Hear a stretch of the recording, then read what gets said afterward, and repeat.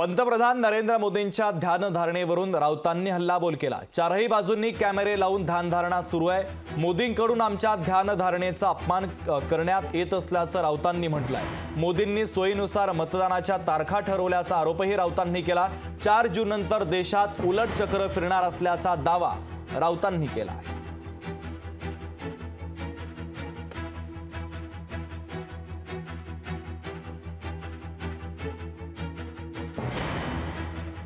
27 कॅमेरे लागले। ध्यानमग्न माणूस जो असतो तो कॅमेऱ्याकडे बघत नाही आणि सगळ्या अँगलने टीव्ही समोर येत नाही।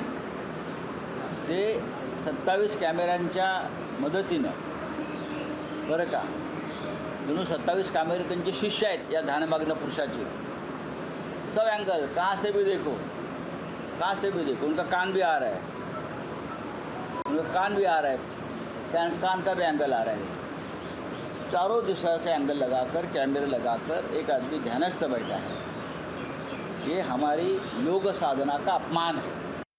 निवडणूक आयोगाला हाताशी पकडून या सेलिब्रिटीने प्रधानमंत्र्यांसह आपल्या सोयीच्या तारखा निवडणुकीसाठी घेतल्या। त्या